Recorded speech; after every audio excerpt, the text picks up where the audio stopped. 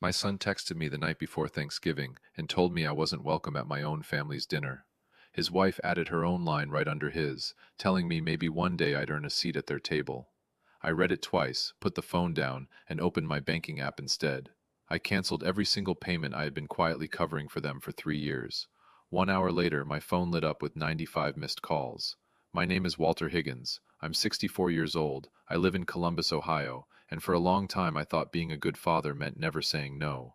This is the story of the Thanksgiving that changed all of that. I spent 31 years managing the parts counter at an auto supply store on the east side of Columbus, the same store where I met my wife Carol when she came in looking for windshield wipers and stayed to talk for 45 minutes. We got married 11 months later and raised one son together, Derek, in a small brick house on Redbud Lane that I still live in today. Carol passed 4 years ago from a heart problem nobody saw coming, and after that, Derek became the only family I had left that really mattered to me. I am not a rich man, I never was. But I always believed that if my boy needed something and I had it to give, I gave it. No questions, no conditions, no lecture about responsibility. That was just how I loved him. When he was a kid, I skipped fishing trips so I could pay for his cleats. When he got older, I skipped a vacation so I could help with his community college tuition. None of that ever felt like a sacrifice to me. It felt like the whole point of having a son in the first place. Derek grew into a hard-working man, started his own landscaping business right out of his 20s, and for a few good years, things looked like they were finally paying off for him. He met a woman named Brooke at a wedding, and within a year they were married, and within 2 more years they had a house with a two-car garage and a mortgage bigger than anything I ever signed my name to in my whole life. I liked Brooke well enough in the beginning. I told myself the small things I noticed didn't matter. I was wrong about that, but it would take me 3 more years and one Thanksgiving to finally understand exactly how wrong. Derek's landscaping business had one bad winter, the kind that snaps a small company in half if you're not careful, and his was not careful enough to survive it without help. 3 years ago, in late January, he called me at 8 at night, and I could hear in his voice before he even said the words that something was badly wrong. Two of his biggest contracts fell through when a development project got canceled, equipment broke down at the worst possible time, and he was staring down a mortgage payment, two car loans, and a business line of credit all coming due the same week. He didn't ask me directly. Derek was never good at asking directly. He just laid it all out and let the silence sit there until I offered. And I offered everything, because that's what a father does when his son is drowning and reaching for the side of the pool. I pulled money from my retirement account, more than I probably should have, and I didn't just give him a lump sum and walk away. I set up a system because I wanted to make sure it actually helped instead of disappearing into whatever hole opened up next. I connected directly to their mortgage servicer and set a recurring transfer to cover the difference between what they could afford and what the house actually cost every month. Since Derek's credit was wrecked from a late business loan, I co-signed both of their car loans, his truck and Brooke's leased Lexus, with the payments coming straight out of my checking account. I even put the family cell phone plan under my own name and my own card because his carrier account had been suspended for non-payment. I told myself this was temporary, a bridge to get them back on solid ground. I never once thought about what would happen if the bridge became the whole road. For a while it worked the way I hoped it would. Derek rebuilt his client list, brought on 2 employees, and by the following spring his business was doing better than it had in years. I kept the payments running anyway, because nobody ever brought up stopping them, and I figured that was just how things were now between us. Quiet help nobody mentioned out loud. What I didn't expect was how Brooke's attitude toward me would shift once she understood I wasn't just a father-in-law anymore. I was the man keeping their whole lifestyle standing upright. She stopped asking me over on random Sundays the way she used to in the first year of their marriage. She started introducing me to her friends as Derek's father, never once as family, like there was a careful line she needed people to see. At her sister's wedding, I sat at a table near the coat check, while Brooke's parents sat at the head table beside the newlyweds, and when I mentioned it felt strange, she laughed it off and said I was reading into seating charts that didn't mean anything. Little things piled up the way little things do. She corrected my grammar in front of guests. She once told a room full of her friends that my old pickup truck parked in their driveway made the whole street look like a repair shop. Derek would sometimes catch my eye across the room when she said things like that, and I could see him deciding, every single time, that keeping the peace at home was worth more to him than standing up for his own father. I told myself it didn't matter. I told myself I wasn't doing any of this to be thanked. But a man can only tell himself that so many times before some part of him starts keeping score whether he wants to or not. Thanksgiving became the clearest window into how things had changed, if I'd only been willing to look through it sooner. The first year after Carol passed, Derek insisted I come to their house so I wouldn't spend the holiday alone in that quiet brick house on Redbud Lane, and I appreciated that more than he probably ever knew. That first year felt normal, a real family dinner, me at the table with everyone else, my grandson Mason still in a high chair banging a spoon against the tray. But every year after that, something small got quieter or smaller without anyone announcing it. The second year, Brooke's parents came too, and the dining room table suddenly wasn't big enough, so a folding table appeared in the kitchen doorway for me and the kids, close enough to hear the real conversation, but far enough to know I wasn't part of it. The third year, I brought a homemade apple pie the way Carol used to make it, and Brooke thanked me politely, set it on the counter, and served her mother's store-bought pumpkin pie instead. The good one, she called it, without seeming to notice what that implied. I still paid their mortgage difference every month. I still paid both car payments and the phone bill without missing a single cycle. Nobody at that table ever mentioned any of it out loud, and I never brought it up either, because bringing it up felt like keeping score on love, and I didn't want to be that kind of man. I wanted to be the kind of father who gave freely. What I didn't understand yet was that giving freely and being treated like you don't matter can happen in the exact same house, at the exact same table, in the very same year. This year, I decided I was going to do things a little differently, and looking back now, I think some part of me already sensed something was coming even before I understood what it was. I called Derek 2 weeks before Thanksgiving just to ask what time to arrive, and whether Brooke wanted me to bring the apple pie again or something new instead. He sounded distracted on the phone, said he'd check with Brooke and call me back, which he never did. Not once in those 2 weeks, not even when I texted him a friendly reminder 4 days before the holiday. I told myself he was just busy with the business picking up again, and I didn't want to be the kind of father who nagged his grown son over a dinner reservation. I bought the ingredients anyway, good apples from the farmer's market on 3rd Street, real butter, the kind of cinnamon Carol always insisted on instead of the cheap store brand, and I spent a whole Saturday afternoon comparing recipe cards in her old handwriting, like I was studying for a test I couldn't afford to fail.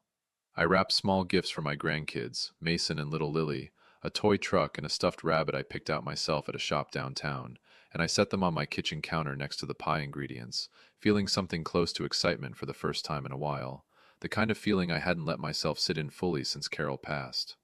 I even ironed my good blue shirt, the one Carol always said brought out my eyes, and hung it on the closet door 2 days early so it would be ready, checking on it more than once like a teenager getting ready for a first date, instead of a grown man getting ready for Thanksgiving dinner with his own family. I had no idea, sitting in my quiet kitchen that Tuesday night, with flour on the counter and gifts wrapped in cheerful paper, that the next message I got from my son would be the one that finally opened my eyes to everything I had been refusing to see for 3 straight years. The message came in at 9:47 on Wednesday night, the evening before Thanksgiving, while I was standing at my kitchen counter peeling apples for a pie nobody had confirmed they wanted. My phone buzzed against the counter, and I saw Derek's name on the screen, and smiled before I even opened it, thinking it was finally the details about tomorrow, maybe even an apology for going quiet the past 2 weeks. Instead, it read, "Dad, Thanksgiving is family only this year. You aren't invited." I stood there holding a half-peeled apple, reading it 3 times, waiting for the rest of the message that would explain the joke or the misunderstanding, but nothing else came. No laughing emoji, no follow-up correcting a typo, nothing. A minute later, a second message appeared, this one from Brooke's number, since she had apparently asked Derek for the phone, or typed it herself right under his. It said, "Maybe one day you'll earn a seat at our table, Walter." I read those 2 messages standing in my own kitchen, surrounded by apples I had bought for a pie, gifts I had wrapped for grandchildren I loved more than anything, and a blue shirt hanging on my closet door for a dinner I was now being told I hadn't earned my way into. Something in my chest went very still and very quiet, the kind of quiet that comes right before a man finally understands something he's been avoiding for a long, long time. The kind of quiet where every folding table and every store-bought pie from the last 3 years suddenly lined up in a row and made perfect, painful sense. I set the peeler down on the counter, wiped my hands on the dish towel Carol had embroidered years ago, and stood there for a moment, just breathing. I did not call Derek. I did not type out a single angry word or ask what I had done to deserve this. I simply typed back one sentence, "Understood," and I left the family group chat entirely, then opened my banking app and started scrolling through every single recurring payment attached to my account. I sat down on my kitchen table with my laptop instead of my phone, because I wanted to see everything clearly, in full, one line at a time, the way Carol always did our family budget back when she was alive. I pulled up 3 years of statements and started writing numbers on a legal pad the old-fashioned way, because seeing it in my own handwriting made it feel real in a way a screen never could. The mortgage difference I'd been covering for their house came to just over $1,100 a month. Derek's truck payment was $480. Brooke's leased Lexus was $610, more than my own truck payment had ever been in its entire life. The family phone plan under my name ran $220 a month for 4 lines, 3 of which I had never once touched myself. I added it up slowly, and the number sitting at the bottom of that legal pad came to just under $26,000 a year, money pulled straight from a retirement account I had already dipped into further than any financial advisor would have recommended. $26,000 a year, for 3 years running, so that a man could tell me I wasn't allowed at his table, and his wife could tell me maybe someday I'd earn the right to sit there. I thought about Carol, about how she used to say that love should never come with a leash on it, but it also should never be handed to someone who uses it like a weapon against you. I thought about every folding table in that kitchen doorway, every store-bought pie that replaced mine, every comment about my old truck. And sitting there at my own kitchen table, in my own house that I owned free and clear, I made a decision that had absolutely nothing to do with anger and everything to do with finally, respecting myself. I opened my bank's website first and found the recurring transfer set up to their mortgage servicer, the one I had scheduled myself 3 years earlier during that January phone call that started all of this. I clicked cancel, confirmed it, and watched the screen show me a little green check mark like it was nothing more than canceling a magazine subscription. Next, I called the auto loan company for Derek's truck, gave them my account number, and told the woman on the phone I wanted to remove myself as the authorized payer effective immediately, since the loan itself was still in his name, and mine only as a cosigner covering the monthly draft. She processed it in under 4 minutes without asking a single question about why. I did the same for Brooke's Lexus lease, calling the leasing company directly and pulling my card off the account entirely, which meant the next payment would have nowhere to draw from at all unless somebody else's card was on file, which I already knew it wasn't. Last, I called the phone carrier, and since the entire plan was under my name and my card, I simply told them I wanted to close the account, all 4 lines, effective that night if possible. The representative asked if I was sure, since it would disconnect service immediately for all lines involved, and I told her yes, I was very sure, more sure than I had been about anything in a long time. I hung up the phone, set it face down on the table next to my legal pad full of numbers, and looked at the apple peeler still sitting where I'd left it. For the first time in 3 years, my chest didn't feel tight. It felt like I could finally breathe all the way down to the bottom of my lungs. I didn't feel triumphant that night, and I want to be honest about that, because revenge in the movies always looks like something loud and satisfying, and this didn't feel like that at all. It felt more like setting down something heavy I'd been carrying so long my arms had forgotten what it felt like to hang free at my sides. I finished peeling the apples anyway, because I had already bought them, and I wasn't going to let good fruit go to waste over a family fight, and I made the pie just for myself, filling the whole house with the smell of cinnamon and butter, the way it used to smell when Carol was alive, and baking on a Wednesday night for no reason at all, except that she felt like it. I set the finished pie on the counter to cool, wiped down the counter, and sat at my kitchen table for a long while just looking at it, feeling strangely peaceful for a man who had just torn apart 3 years of quiet arrangements in under 20 minutes. I wrapped Mason's toy truck and Lily's stuffed rabbit and set them on the shelf in the hall closet, deciding I'd figure out what to do with them later, once some of the dust settled, because none of what happened tonight was ever about punishing 2 kids who didn't ask for any of it. I turned my own phone to silent around 11 that night, not out of spite, but because I genuinely wanted one quiet, undisturbed night of sleep for the first time in longer than I could remember. I lay in bed staring at the ceiling in the dark, thinking about Carol, wondering what she would have said if she'd seen those 2 messages light up my phone in my own kitchen. I decided she would have been proud of me, not for canceling anything out of anger, but for finally, after 3 long years, choosing myself. I fell asleep somewhere around midnight, and for the first time in longer than I could remember, I didn't wake up once until morning. I woke up Thanksgiving morning around 7, made coffee, and let my phone sit face down on the counter while I ate a slice of the pie I'd baked the night before. Plain, no plans, no folding table waiting for me anywhere. When I finally turned the phone over around 8:30, the screen nearly lit up my whole kitchen. 95 missed calls, most of them from Derek, a good number from Brooke, and a few from numbers I didn't recognize at all, which I later learned belonged to the mortgage servicer and the leasing company trying to reach the account holder about a payment that never went through. There were 11 voicemails and 40-some-odd text messages stacked on top of each other, starting confused and turning more frantic with every single one. The earliest ones from Derek asked simple questions. Dad, why did my truck insurance company call saying there's a payment issue? Then they got more specific. Dad, Brooke's phone just says no service. Is something wrong with the account? By mid-morning, the messages had turned into something closer to panic. Dad, please call me back. This isn't funny anymore. The mortgage company left a message about a missed payment, and I don't understand what's happening. Brooke had sent her own string of messages too, though hers read less like confusion and more like a woman realizing the ground under her feet had quietly disappeared sometime overnight, each one a little shorter and a little more frightened than the last, ending with one that simply said, "Please, we need to talk, today." I read every single message slowly, standing at my kitchen counter in my socks, coffee going cold beside me, letting each one land fully before I moved on to the next, and I felt something I hadn't expected to feel at all, watching 95 missed calls pile up on a screen.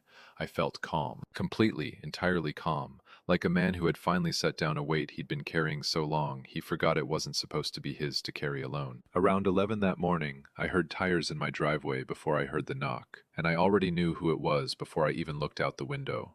Derek's truck was parked at an angle like he'd stopped it in a hurry, half on the grass, and both he and Brooke came up my front walk fast, Brooke a step ahead of him, her face doing something between anger and fear that I honestly hadn't seen on her in all the years I'd known her. I opened the door before they could knock a second time, still in my socks, still holding the same cold cup of coffee from earlier. "Dad, what did you do?" Derek said, his voice cracking somewhere between a grown man and the same scared boy who used to call me from that landscaping business 3 winters ago. "I did exactly what you asked me to do," I said, keeping my voice level and calm in a way that seemed to unsettle both of them more than shouting ever could have. Brooke stepped forward before Derek could answer, her arms crossed tight over her chest like she was holding herself together. "Walter, this is insane. You cut off the mortgage payment, the cars, everything, all because of one text message." I looked at her for a long moment before I answered, letting the silence stretch just long enough that she had to stand in it. "It wasn't one text message, Brooke," I said. "It was 3 years of folding tables in the kitchen doorway, and store-bought pies and comments about my truck, and then finally you telling me I hadn't earned a seat at a table I'd been quietly paying for the entire time."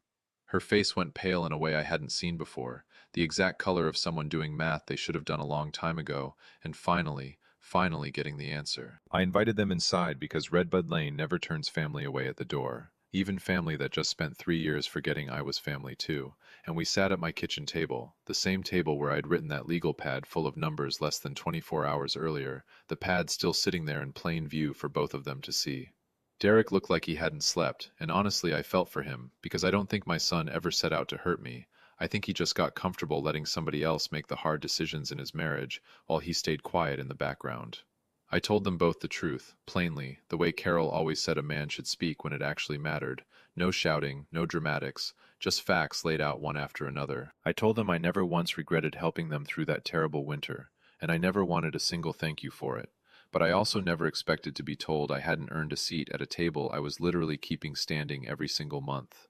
I looked at Brooke directly and told her that respect isn't something a father-in-law has to audition for while he's quietly paying your mortgage, and if she wanted a family that owed her nothing, she was welcome to build one, just not with my money underneath it holding the whole thing up. Derek finally spoke up in a way I hadn't heard from him in years, telling Brooke, in front of me, that she'd gone too far this time, that his father had never once asked for anything back, and he was ashamed it took losing the phone plan for him to finally say so out loud. Brooke cried at my kitchen table, not performing tears, real ones, the kind that come when a person finally sees themselves clearly and doesn't like what's looking back at them. I didn't turn every payment back on that day, and I want to be honest about that too, because forgiveness and financial rescue are two completely different things, and I wasn't ready to confuse them again just because two people showed up scared on my doorstep. I told Derek I would help him personally set up a real budget, one that didn't depend on his father's retirement account holding up his entire lifestyle, and he agreed without a single complaint, which told me more about how scared that morning had made him than any apology could have. I reactivated the phone line for Mason's tablet so the kids weren't affected by any of this, since none of it was ever about punishing two little kids who didn't ask to be born into their parents' choices, but I left the rest exactly as it was, at least for the time being. Brooke called me 2 days later, on her own, no Derek standing beside her, and told me she was sorry. Not the kind of sorry that comes with an excuse attached, just a plain, quiet sorry, and asked if I would come over the following Sunday for a real dinner, not a folding table dinner, an actual seat at the actual table. I said I would think about it, and I meant it, because trust rebuilds slower than a bank account refills, and I wasn't going to pretend 3 years disappeared over one phone call and a good apology. Derek's business, it turned out, was doing well enough on its own now that most of what I've been covering wasn't even necessary anymore. They just never bothered checking because the money kept quietly showing up every single month like magic, and nobody ever stops to question magic while it's still working in their favor. I went to that Sunday dinner 2 weeks later, and I noticed the second I walked in that there was no folding table anywhere in sight. Just one table, one family, my seat right between Mason and Lily like it should have been every single Thanksgiving for the last 3 years. Brooke served the food herself that night, and near the end of dinner, she quietly set a slice of homemade apple pie in front of me, made from scratch, using real butter, nothing store-bought about it at all. She didn't say much about it, and I didn't either, but we both understood exactly what that pie meant sitting there on the table between us, a small, quiet apology in the shape of dessert.